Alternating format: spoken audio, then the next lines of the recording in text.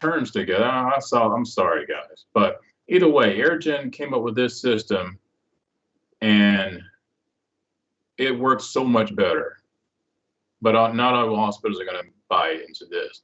If the hospital doesn't buy like an Aerogen system, you could still kind of create this situation. You just have to use just use an IV pump and program the pump, rate of drip, volume to be infused, VTBI, and then it'll just drip the medication into the chamber, and then that way, you can still have your hour-long treatment or 2-hour-long treatment.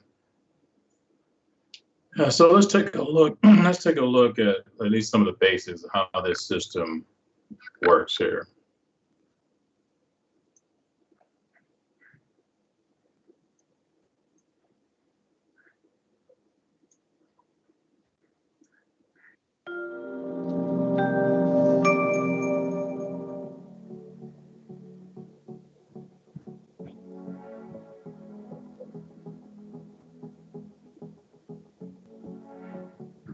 Hello, I'm Taylor, one of the clinical educators at Aerogen. This video will demonstrate the proper setup and use of the Aerogen Continuous Nebulization Tube Set.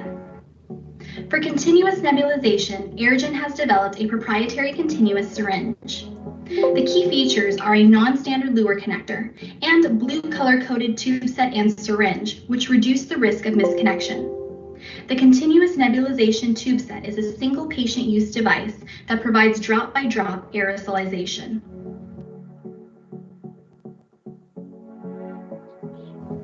Let's begin. Always perform a functional test with the Aerogen Solo before initial use. Visually inspect the Aerogen Solo. Pour 1 to 6 milliliters of normal saline into the Solo cup. Then connect the Solo to the controller using the controller cable. Plug the AC/DC adapter into an outlet. Press and hold the blue on/off button for at least 3 seconds and verify that the green continuous indicator light is on and that aerosol is visible. Disconnect the Solo from the controller and verify that the amber indicator light is on. Reconnect the Solo to the controller. Finally, turn the system off. Verify that the 30-minute and continuous indicators are off.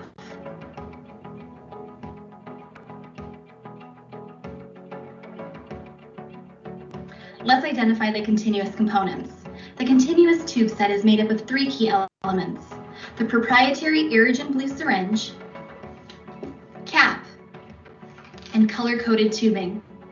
This will work with the Aerogen system, the Aerogen Pro X controller, controller cable, AC/DC power cord, and the Aerogen Solo. Next, check the Aerogen Solo placement. Ensure the Aerogen Solo is firmly fitted into the Aerogen Solo T-piece and is in the correct orientation. The Solo is a gravity-fed device. The orientation of the Solo is important.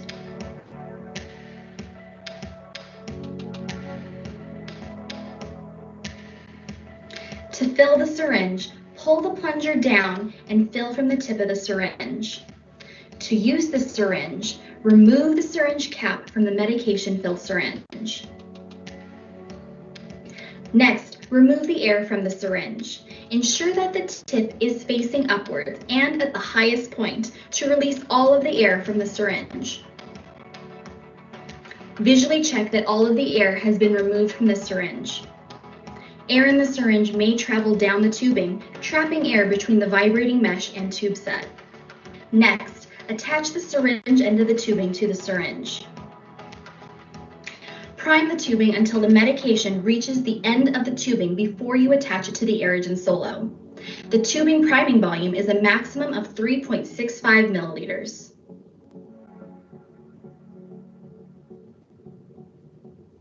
Ensure you see a consistent flow of medication from the syringe. Visually check that there is no air in the line.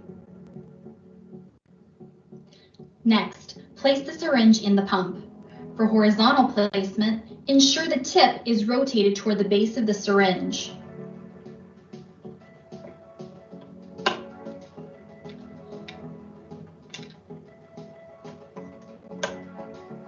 Ensure the pump is turned on.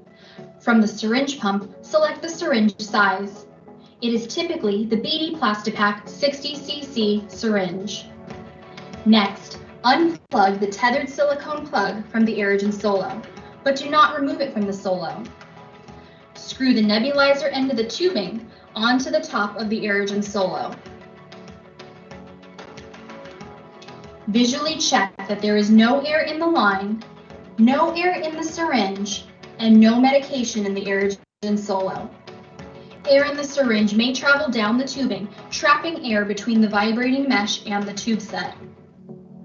Start the continuous mode on the Aerogen Pro X controller. The controller must be connected to AC/DC power in order to perform in continuous mode. Visually check that the battery charging light is on. From the off position, press the on/off button on the Aerogen controller for at least 3 seconds. Set the appropriate flow rate and start the pump. The maximum flow rate for the Aerogen Solo is 12 milliliters per hour. Visually check that aerosol is being produced with subsequent drops, and that there is no medication collecting in the Aerogen Solo. Okay, that's enough, I believe, because the rest of the video just kind of shows what you need to do when you have to switch out. Well, that syringe runs out and you need to add another syringe.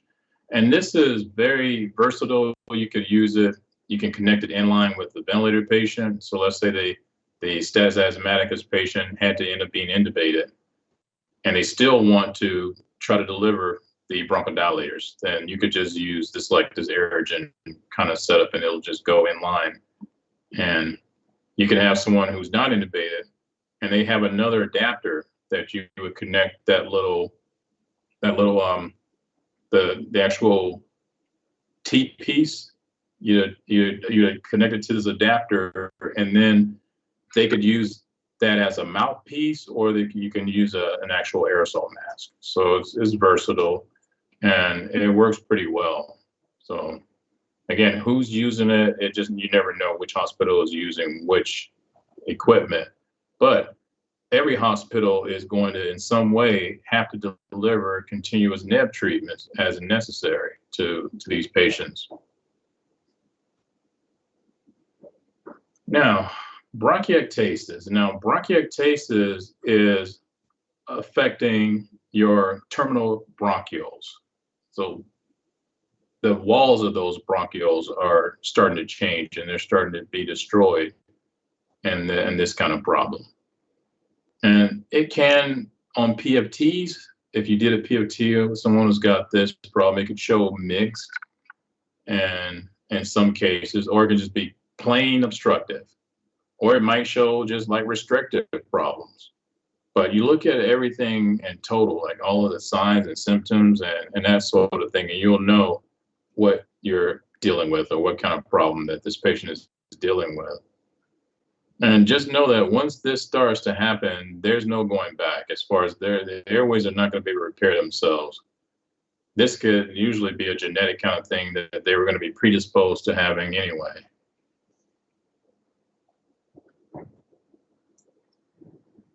So the reasons why someone would develop bronchiectasis, they have it broken down into congenital versus non-congenital. So for the non-congenital, this was a case of maybe somebody who was experiencing a lot of infections. I mean, just pneumonia all the time. Every time they turn around, they were having some kind of problem with pneumonia. And then over time, that could cause enough damage, and then they could end up with this bronchiectasis. Congenital cardiogenic syndrome, that's more along the lines of you've got the situs inversus, where someone was born with everything, like their organs are on the opposite side of where they should be. Like you could have like the heart, instead of on the pointing toward the left, the heart is now like almost like a mirror image, is on the right side. And And same would go for some of their other organs as well. But they find that patients with that, they usually end up developing bronchiectasis. And even with asthma, and definitely cystic fibrosis. As cystic fibrosis gets worse over time, and all that mucus just keeps like collecting, then it can start to take on this bronchiectasis. Now, the way they look at bronchiectasis is how much damage is there to the airways or to the bronchioles or terminal bronchioles. It could be a mild case. It could be almost like a moderate, if you want to call it a moderate, and then it could definitely be a severe. And they'll call it either cylindrical or tubular if it's not that bad yet. There's still damage, but it's just not extensive damage yet. And then the varicose would be a little bit worse. And then, of course, saccular is all out damage and dilation. So over here, if we're going to label these, this would be, and another thing I wanted to emphasize, these are the terminal bronchioles. So that this kind of looks like air sacs, but this is not. The alveoli are still connected at the end here. And this is just the walls of the bronchioles, and they're just loaded with all this mucus, trapped mucus that's not going anywhere. So this would be our varicose.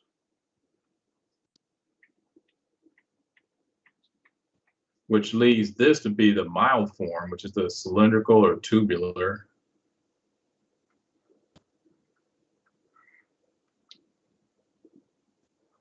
And then, of course, this is the saccular, or cystic in some cases, as they refer to it.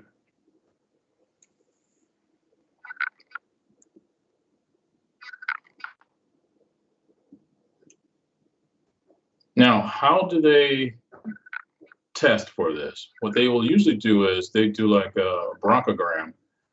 And with the bronchogram, what they'll have the patient do is inhale like a radioactive type of substance, and then they'll do a chest scan. They'll do an X-ray. And then that way, your entire tracheobronchial tree will light up because of this radioactive substance that you're breathing in. And then from there, they could clearly see if the bronchioles look to be deformed in some kind of way. And then they could also do, instead of the bronchogram, they could just do a high resolution CT. And then they could identify the problem with there as well.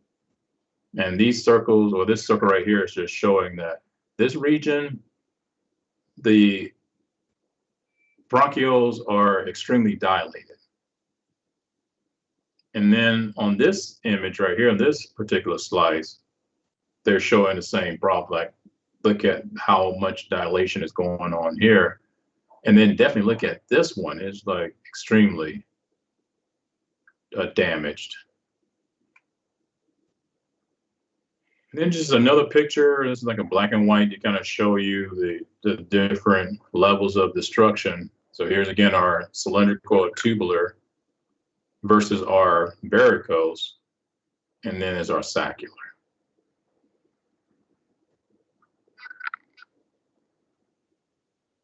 Now, as far as the signs and the symptoms, so they've got this kind of distinctive mucus that if you were to collect some of it and it sits for a little while, it's going to start to layer and separate. It's pretty disgusting, and it smells horrible. So the top is very frothy, and then the middle is kind of like the mucopurulent layer, and then all the other nasty stuff just kind of falls to the bottom. So they call that the sediment. There's another name that it goes by. I've seen them call this something else, but we'll just say it's like where all the pus and the sediment and all that stuff is. And it could be blood tinged. It could definitely have some different colors.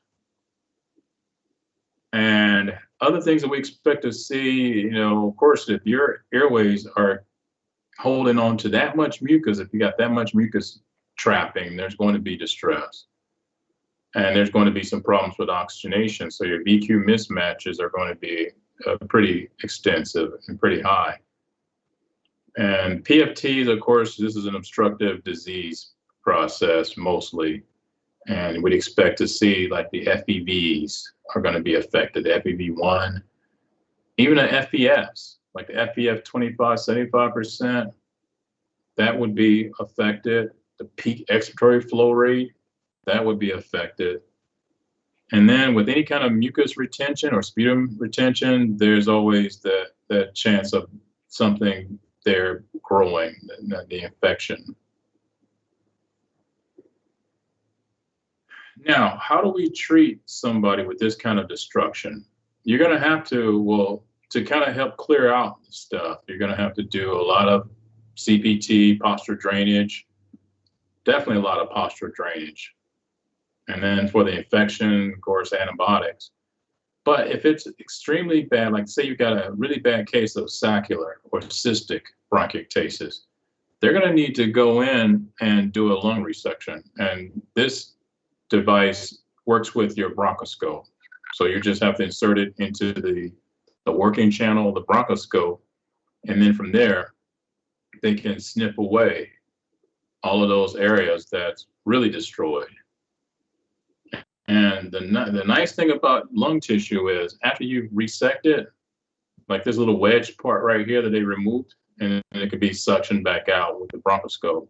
After they've gotten rid of this right here, the rest of the lung tissue will try to expand to try to like to fill in that gap.